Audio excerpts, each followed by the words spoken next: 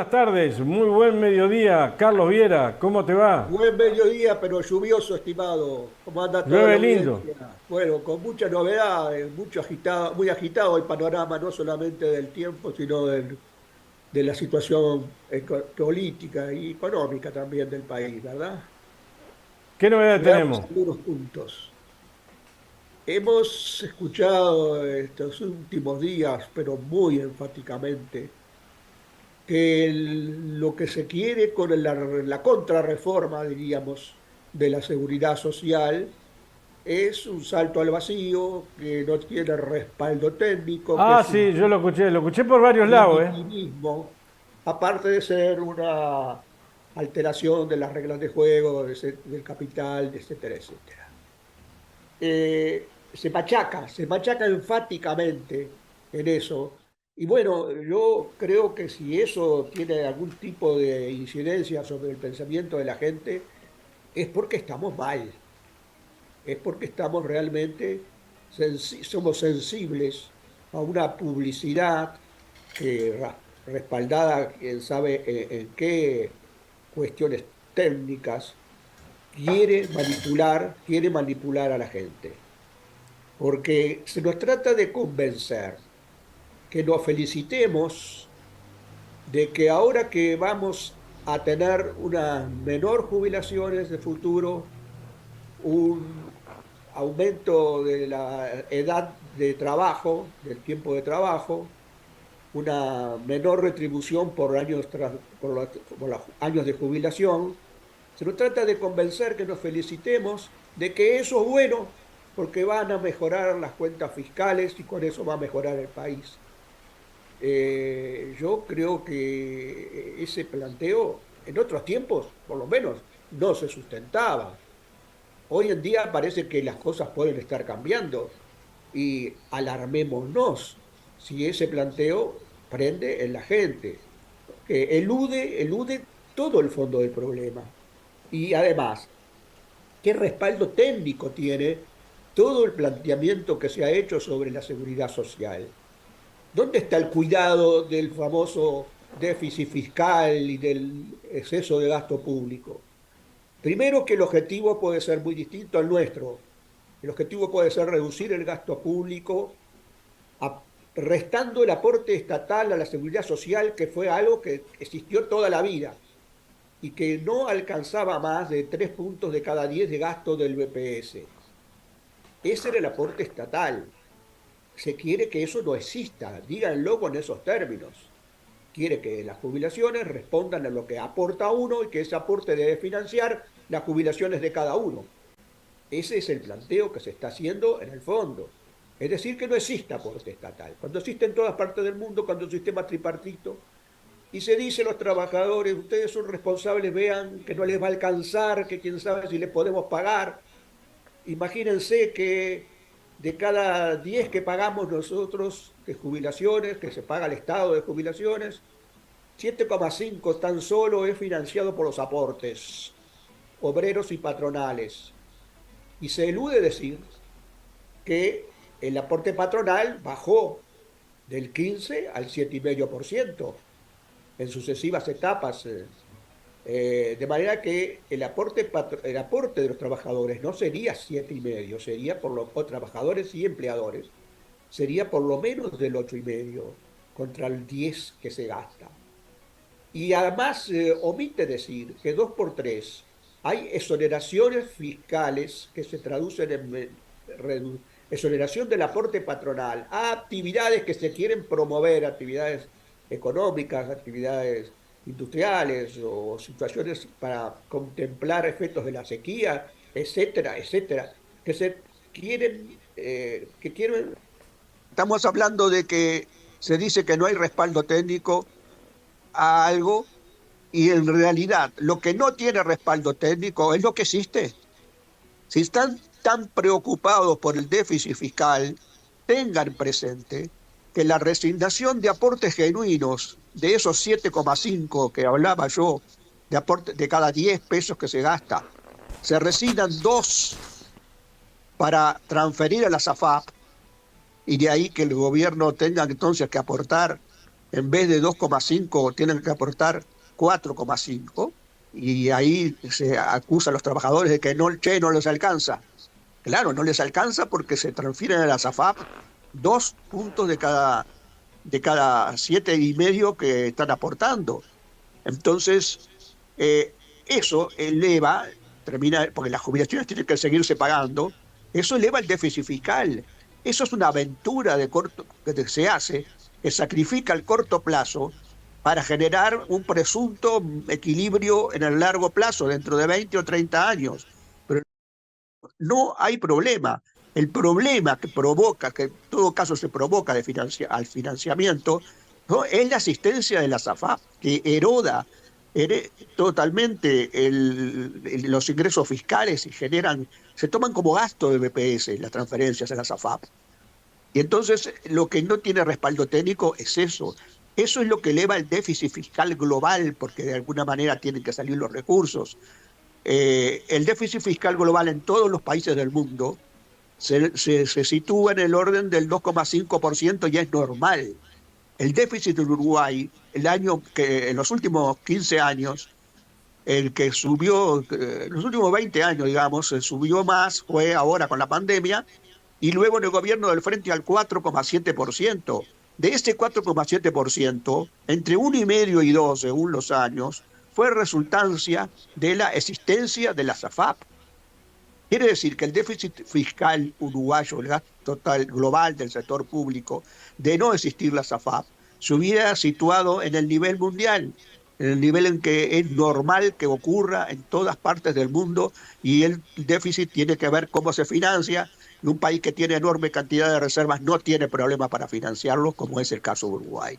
Pero ahora, Entonces, Carlos, ahora también hay un detalle no menor, que ahora es obligatorio. Antes podría haber un déficit con la SAFAP, con la gente que estaba obligada a estar en la SAFAP. Ahora está todo el mundo obligado a estar en la FAP, o sea que va a ser más grande el déficit por la FAP. claro, pero ¿qué hace el Estado? El Estado dice, para solucionar un problema de largo plazo que yo avisoro, vamos a hacer una cosa. Ustedes, yo Estado me encargo del 50%, y ustedes el otro 50% se las arreglan solos con la ASAFAP. Su aportación va a equivaler entonces al aporte que vayan a recibir. Habida cuenta que la ASAFAP, de cada 80 pesos, de cada 100 pesos que el trabajador les aporta, capitalizan 80 y se quedan con 20. Así ninguna capitalización, por más exitosa que sea, va a resultar en beneficio de buenas jubilaciones para los trabajadores. Y además ya está probada, la prueba del 9 fue la asistencia de los cincuentones. Ahora hay gente que se rasga las vestiduras y dice, lo de cincuentones estuvo muy mal en echarse para atrás para solucionarles la situación. Lo que se está planteando ahora incluso está muy mal, de que las AFAP transfieran su enorme cantidad de ingresos a las cuentas individuales, no a ser expropiados, sino que a las cuentas individuales de los trabajadores transfieran esos ingresos para que tengan en el BPS el otro 50% de jubilación merecedora, por más mejores que lo que iba a dar la SAFAP. Y eso significa 22.000 millones de dólares más que vuelven a las arcas del BPS. Dividámonos anualmente y tenemos para 20 años de valores de mayores del 1% del Producto Bruto Interno que volverían para el BPS. Eso es financiamiento. ¿Y saben qué?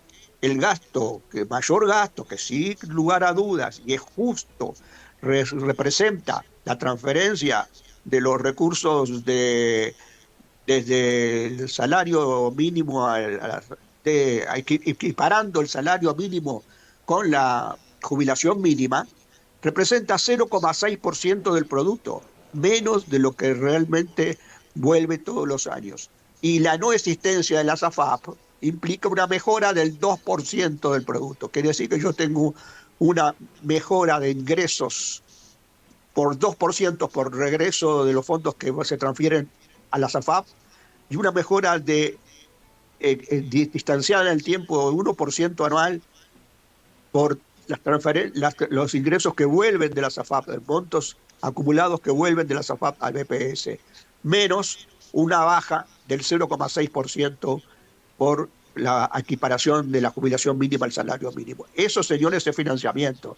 Se me dirá, a largo plazo usted va a tener un problema. Ah, señores, en el largo plazo cambia la tecnología, cambian muchas cosas. Yo les digo, si la tonificación que se podría hacer en el consumo interno, reduciendo el IVA, porque el IVA es el que financia el aporte estatal al BPS. Y yo estoy diciendo acá, y estoy fundamentando técnicamente, porque son los dos aspectos del problema.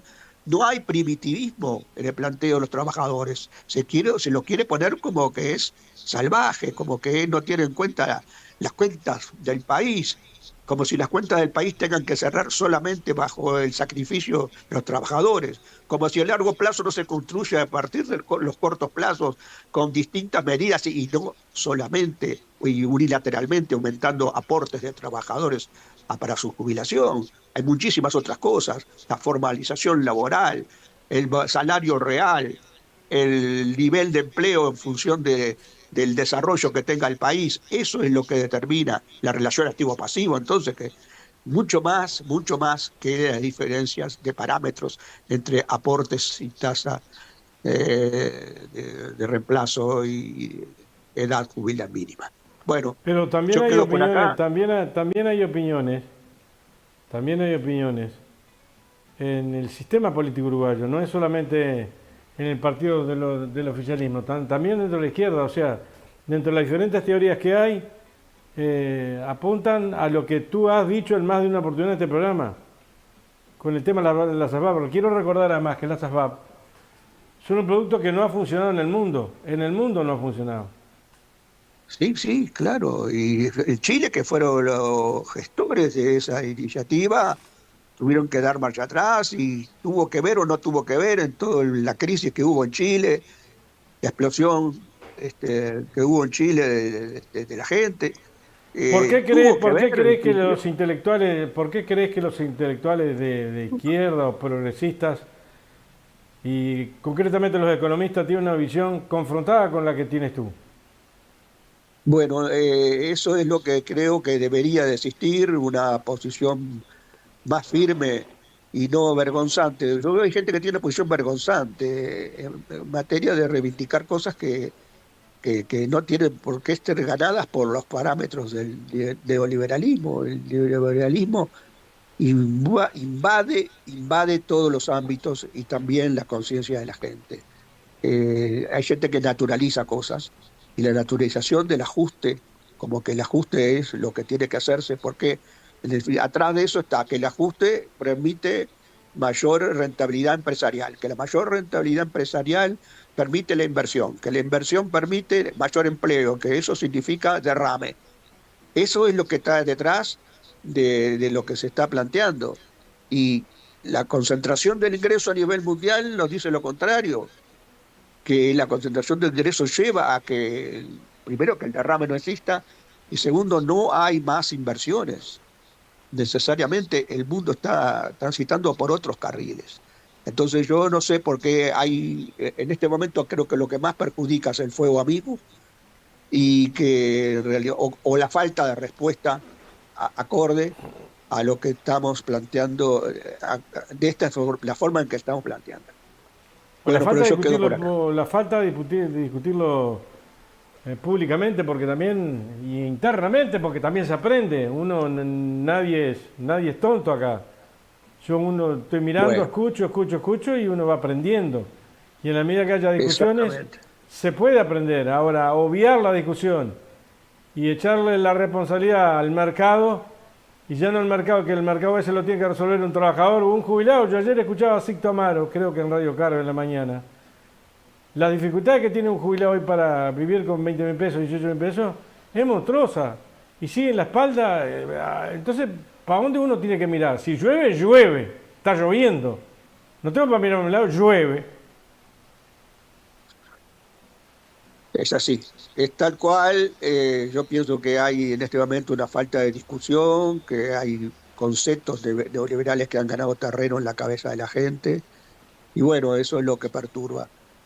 Yo diría, juego mi prestigio profesional en esto. porque no se trata de decir qué persona eh, exorbitada por su o forma de pensar en lo ideológico. No, se trata de decir que incorporamos racionalidad. Yo veo mucho más racionalidad y más cuidado con el déficit fiscal en el planteo que se hace de la contrarreforma por parte del PICRT que en el planteo que se ha hecho de la reforma esta por parte del gobierno. Mucho más racionalidad. Desgraciadamente no creo que a ellos sí los ciega la ideología. Es una aventura ideológica que sacrifica un corto plazo en un supuesto beneficio a largo plazo que no es tal y que en definitiva esconde un planteo de que el Estado gaste menos de por sí, que como que si eso fuera la panacea y que quieren convencer a la gente de que avale, que tiene que sacrificarse. Y además, para llegar al largo plazo, hay que transitar el corto plazo. Si el corto plazo es desastroso y el déficit fiscal se incrementa, bueno, tenemos problemas. Y esos son las AFAP. Es un planteo que y aumenta las distorsiones de corto plazo. Y eso es lo que queremos evitar justamente. Amén de que el financiamiento a largo plazo de la seguridad social tiene que ser equitativo. Y esa palabra no la estoy escuchando tan a menudo como antes. Tiene que ser equitativo porque la contribución del capital, que tiene productividad creciente con el avance tecnológico, es clave en el mundo, es clave, debe repartirse de forma equitativa con el trabajo y no descargar todo sobre el trabajo que concentra capitales y que no lleva a nada. Carlos Viera, muchas gracias. Muchas gracias a ustedes, a todos.